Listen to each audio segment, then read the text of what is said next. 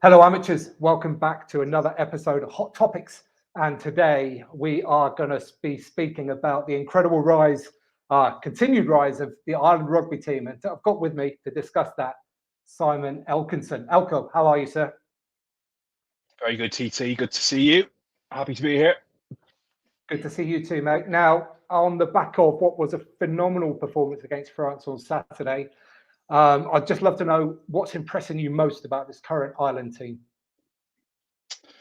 Yeah, it's a load of different things. I rewatched the match last night, and I think for me the first half, it's just the accuracy is a joke. And I think a lot of people go, what do we mean by accuracy? It could mean lots of different things. It's everything. It's sort of when to tackle, how many to put into the tackle, the ruck speed, everything. And it just seemed in the first half we were different levels. And coupled with that, I think Farrell's got the culture good. I think he's got the sort of the emotional side of things really good. I don't know if you saw, but they had some people in regarding the anthems this week. Obviously, Ireland have two anthems, very unusual, and they had some people in talking about what the different anthems mean and why it's important to people. And the emotion before the game was, I mean, I don't know if you saw, but Sexton was roaring, crying, and there was a lot going on there. But what was amazing to see for me as an Irishman, I've seen this stuff before, where we ride a wave of emotion, and then we burn out, or something happens, or we get too aroused, and we sort of play well, but then, as I said, burn out. But we just seem to be on a level. I think that's Farrell's influence. I think he's brought a lot of northern hard man to it, but also a level headedness to it. So I think he's got the culture right as well. Yeah, I've got to say, out of all the things, I think it's that emotional sort of intelligence or stability that is propelling Ireland onto that next level that we're seeing at the moment. So, just in terms more of the actual rugby itself, how would you describe their style of play? What kind of things define them as a team?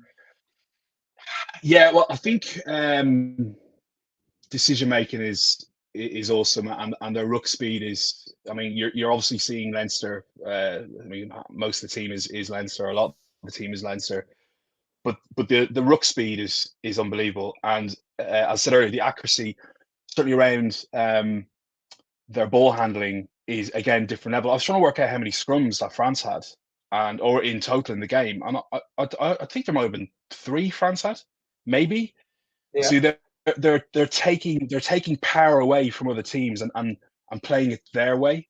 Clearly, you've got some talent in there. I think the scary thing for the rest of the world, again looking back at it, is the players that have to come back in.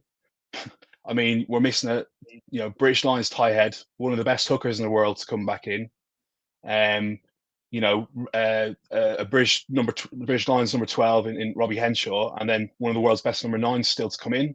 So the strength and depth is just incredible. But I do think you see a Leinster sort of blueprint in terms of the speed of ball. What I like, especially what they do, is the speed into contact, but it's the footwork before contact. And Doris is a perfect example of that. Every time he gets the ball, although he's moving at speed, normally you'll see, particularly in the Premiership, they'll come on speed on a heavy line, but they won't move before. They'll take contact. You may or may not win that sort of gain line, but every time he gets the ball, he steps and they get gain line, and it's quick ball, defense can't set, and you're in behind them, sort of thing. So I think strength and depth is the key. Yeah, there's a really good example of that Caelan Doris footwork, which led up to the Hugo Keenan try. He was the one that carried the ball back from the kick. Yeah. And he just got a bit of an angle, got on somebody's shoulder, and that led to 2 or 3 extra yards, which put France a little bit on the back foot and opened up the gap. Now, what a lovely try, straight off Joe Schmidt's playbook, by the way. Yeah, for sure. Now, in terms of the strength and depth, after the autumn series, I was looking at Ireland and I was thinking, I think they're the best team in the world at the moment. But I was looking at it as a team, not necessarily as a squad. And I thought there was a potential that a few key injuries might derail them when it came round to World Cup time. But on the back of what we've seen so far this championship and what you've just said there, that looks like that worry seems to be gone now, as far as I'm concerned, for Ireland. Yeah, I think there's still something there with Sexton, and I think he will be targeted. There's no doubt. There's a bit of a worry seeing him come off on Saturday, and I haven't seen where he is with his injury on that front. But I think, and also at 9, there's been some chat. But I thought Casey and Byrne, when they came on, controlled the game when we needed to control the game and kind of play down in the French train too. They did real well.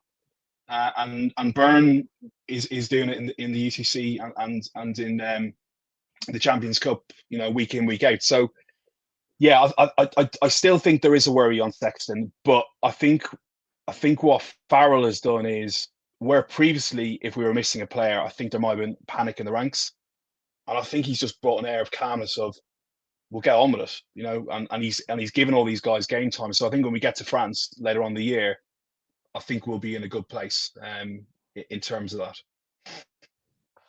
Yeah, for sure. Now, something else that happened on Saturday was that the French players looked absolutely knackered early in the second half. And it turned out at the end of the game, there was 47 minutes ball in play time.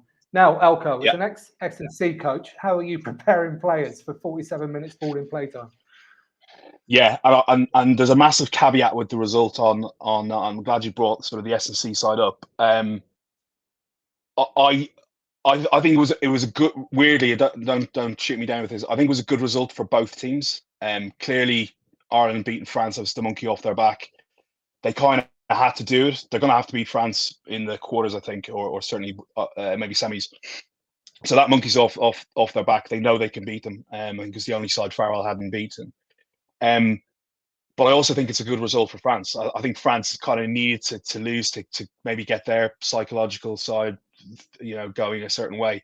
I also know that they were overcooked last week. Now, whether they were still overcooked this week, I don't know. It looked like they were. They did a massive training block before Italy, and went into Italy fatigued, knowing that they were probably going to win. We're going to win.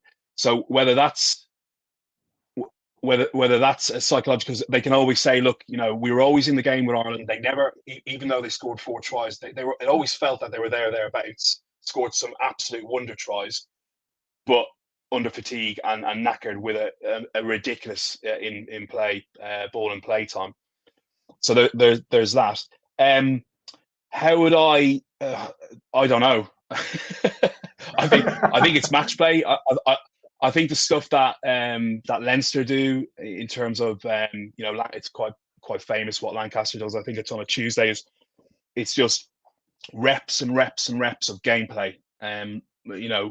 Fitness with the ball, playing against teams under numbers, and just always sort of exercising your skills at under fatigue. On the flip side of the S&C side of things, I know that Ireland were peaking and sort of had done a really good block in Portugal 2 weeks before and the week before running into Cardiff. So I think you're looking at two teams on very different sort of S&C sort of programs. Both will peak in November. I've no doubt about that. The Irish, I think, have a sort of advantage in terms of the centrally contracted players. The provinces, all their S&C is aligned with the RFU. You don't have the guys in Munster or Ulster doing different things. They're peaking for Ireland. I think that's different for certainly over here for England, and I would assume for France would be slightly different as well. So it's going to be intriguing to see which S&C side of things goes well. I'm glad I'm out of it, mate. Trust me. That's really interesting about the fact they're on slightly different trajectories in terms of S&C and slightly peaking at different times. Interesting. Now then, and that's what I mean. You can the French can maybe use that as a. That's what I'd be doing. If it was me coaching, I'd be saying, guys, you were wrecked. Here's the numbers. This is what and this is what they did. Great, and we were still in the game. Imagine what we're going to do to them when we're fresh. That's the way I'd probably play it. Yeah, makes sense.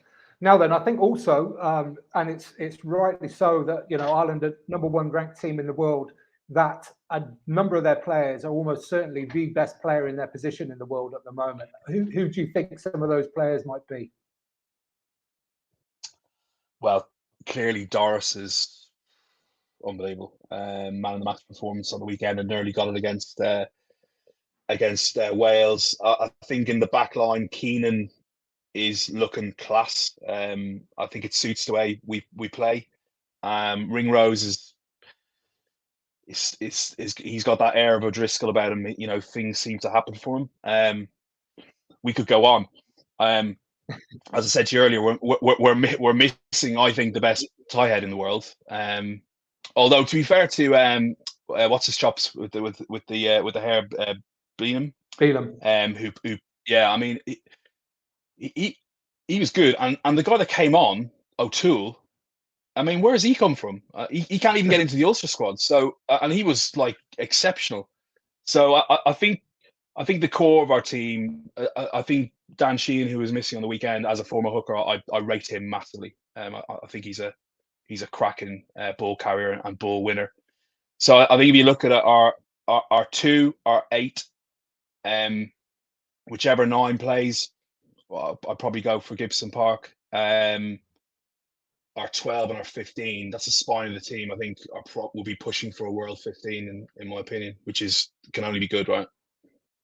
Yeah, it's great to have those spine players as, you know, your best players. It's phenomenal. Now then, on the flip side of that, they must have some weaknesses. So what are you looking at? Anything you'd like to see tidied up or improved upon? Our weaknesses. It's a great question. Not easy to spot, I'm sure. Well, no, I mean, I don't think the line-out functioned particularly well. I think the throwing was poor. There was a couple of key line-outs we missed, but then you go, well, if Sheehan comes in, then does that disappear? 12, bit unfair on McCluskey. He's not my type of 12. But I rate him. I think he's a great player, and I thought he did particularly well on Saturday. So you got Henshaw to come in, but I think, look, I know it's a cliche, but one of our greatest strengths is our greatest weakness, and that's Sexton. And if I was playing against us, I would be just that channel all day long, get in his head, get him rattled, and that's what I'd go at. I don't think the French did that on Saturday. Don't know why. Maybe they couldn't, because they just couldn't get to us. But yeah, I mean, it sounds madness to say our 10 could be our biggest weakness, but I'm struggling to kind of look at us and go, okay. Again, another caveat: we've been here before, right? Are we going to not peak? Are we going to have all this great stuff like we did in Chicago with New Zealand and everything else, and then we get to World Cup and something happens and we don't turn up? Farrell is there for a reason. I think he'll stop that happening, but I don't know. Long answer for okay. I don't know. Well, no, but it's true. I mean, it's so many unknowns still that you just never really can know about these things. But what is definitely true is that Ireland are playing some fantastic rugby and are rightly #1 in the world at the moment. So if you've got anything else to add, Elko, or shall we leave it there? All I'll say is I would still beware of 2 teams, and that's England and South Africa. I'm putting money on Ireland, but I think it wouldn't be a bad bet to put some money on either of those 2 teams. I think for all the great stuff we're playing, South Africa do have the ability to just bully a team, as we saw in the last World Cup. And England, I think with the change at the top, I think that's massive in terms of the psychology of the players again. I think that was a really toxic and unhealthy environment. I know they've only got 12 months, but South Africa only had 12 months with their coach 4 years ago. So I'd be confident that England will be thereabouts, and I think South Africa will be a team to beat as well. Interesting. Amazing. Okay, Elko, thank you so much for your time. People listening, what do you think? Do you think Ireland are going to maintain this momentum? Was there anything about their game that we missed that you've spotted? I'd love to hear it. Mention it in the comments down below, and we will see you next time. Cheers.